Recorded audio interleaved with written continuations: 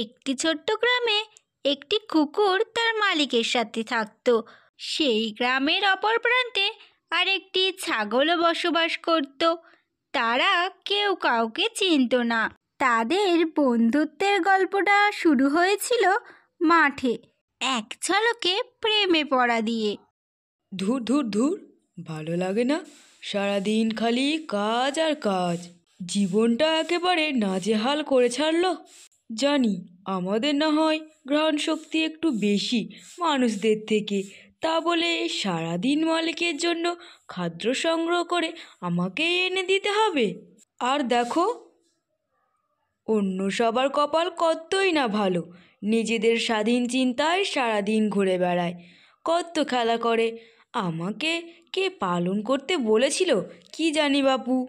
আমাদের টমির তো ভীষণ রাগ তার মালিকের উপর। ওই ওই টমি, চললি কোথায়? পড়লাম একেবারে ভুলোর চোখে। সারাদিন খালি পিএমপিসি করে বেড়ায়, তাও দেখো ওর কপাল কত ভালো, আর আমার একেবারে ফাটা কপাল। কি রে, কিছু বলছিস না যে? কোথায় আর যাবো, এই একটু সামনের দিকে যাচ্ছি আর কি। ওহো, নিশ্চয়ই মালিকের জন্য খাবার সংগ্রহ করতে। তোর কপালটা মারি। আমি এখন আসছি। যা যা, আজকের টপিক তুই। এই কথা বলে ফুলো একটু বিশ্রীভাবে হাসলো। মালিকটার বলিহারি, একটু তো নিজেও খাবার সংগ্রহ করতে পারে, তা না সারাদিন আমাকে দিয়ে কাজ করিয়ে নিয়ে নিজে নাক ডাকিয়ে ঘুমায়। আর দেখো আমাকে এই বেগার ভুলোর কাছে কিনা এখন হাসির পাত্র হতে হলো। ছি ছি ছি, নিজেকে নিয়ে কেমন যেন একটা ঘেন্না লাগছে, আর ভালো লাগছে না। বেচারা টমি বড্ড জ্বালাতনে পড়েছে।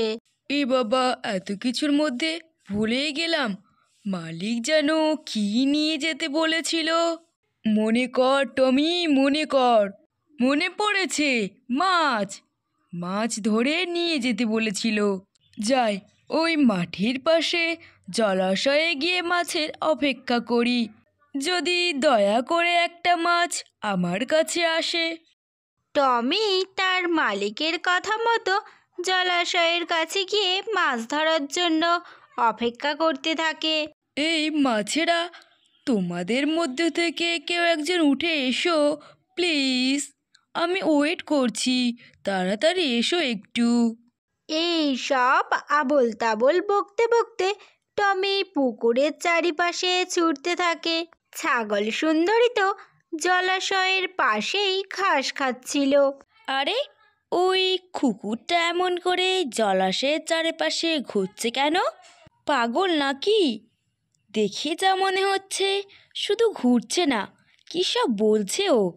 না বাবা, আমাকে এখান থেকে পালাতে হবে, না হলে যদি আমার কোনো ক্ষতি করে দেয়।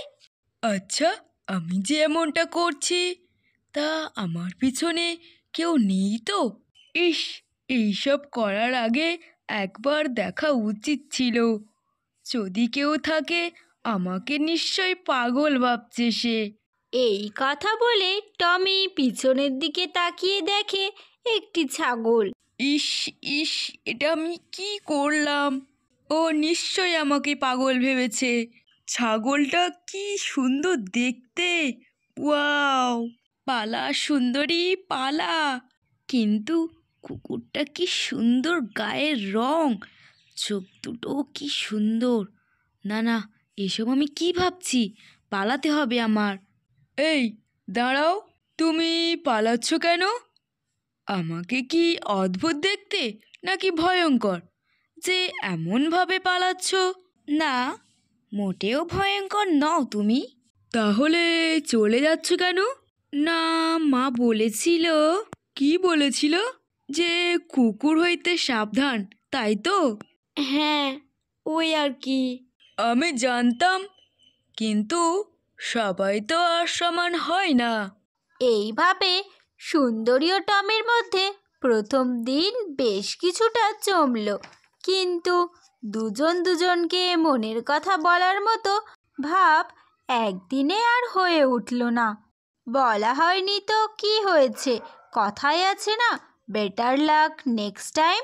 এত কিছুর মধ্যেও আমাদের সুন্দরী বলে বসলো, এখন আমার যেতে হবে। সত্যি যাবে? আর একটু থেকে গেলে হয় না? হ্যাঁ, যেতে তো ইচ্ছাই করছে না। মনে হচ্ছে সারাদিন ধরে গল্প করি, তোমার ওই দুটো চোখে মিশে যায়। কিন্তু কি করব, মা যে বকবে। ও আচ্ছা। সুন্দরী তো আজকের আলাপে ইতি টেনে টাটা করে টমিকে একা রেখে বাড়ির উদ্দেশ্যে চলল। একটিবার ঘুরে তাকাও, যেও না প্লিজ।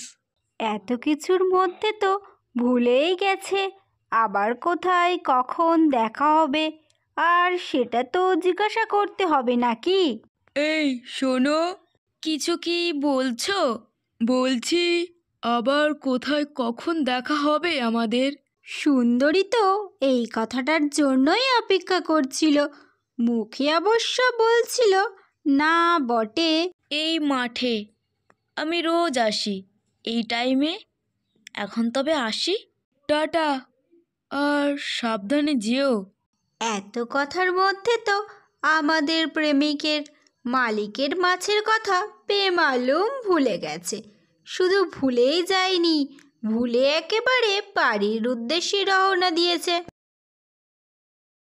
টমি, এই টমি, কি রে, চুপচাপ শুয়ে আছিস যে? আমার জন্য কটা মাছ নিয়ে এসেছিস? দে, খুব খিদে পেয়েছে। এতক্ষণে সুন্দরীর ঘর থেকে বেরিয়ে আমাদের প্রেমিকের মনে পড়েছে মালিকের মাছের কথা, কিন্তু এখন আর কি করবে? কি রে মালিক, মানে আজ একটাও মাছ শিকার করতে পারিনি। পারিসনি মানে? দাঁড়া, তোর বড্ড সাহস হয়েছে, মজা আজ তোর দেখাবো। তারপর তো টমি কুকুরের থেকে বেশি হিংস্র হয়ে মালিক তার উপর অত্যাচার করলো। টমি জীবনে প্রথমবার মিথ্যা কথা বলল, তা আবার মালিককে, যেটা সে কোনোদিনও ভাবতে পারে না আজ সেটা হলো। এইভাবে দিনটা পার হলো। পরের দিন, শোন, আজ আমার গোটা মুরগি চাই। ঠিক আছে মালিক।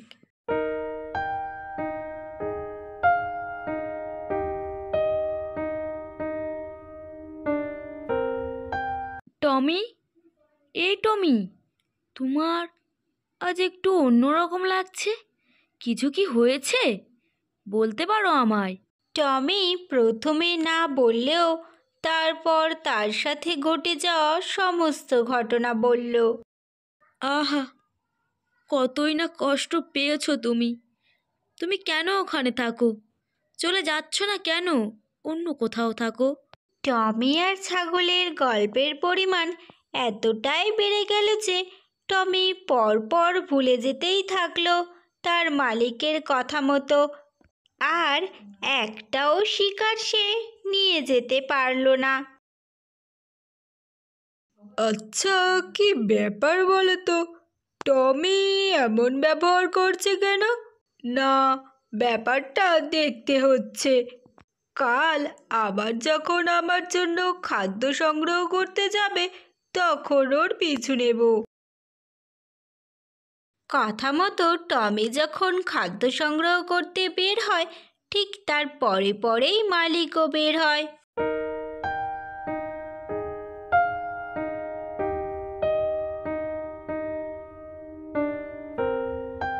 আর গিয়ে দেখে টমি একটা সুন্দরী ছাগলের সাথে গল্প করছে।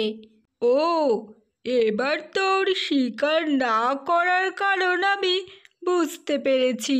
সারাদিন তাহলে এই করা হয়।